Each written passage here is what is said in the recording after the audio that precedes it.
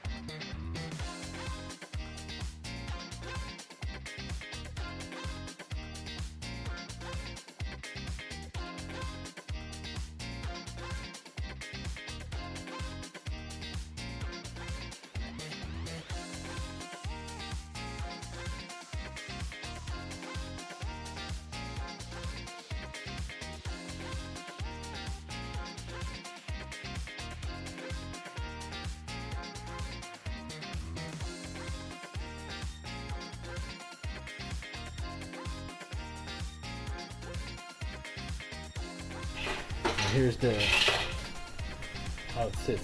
You push this one here upwards, and then the nut will sit under the side here.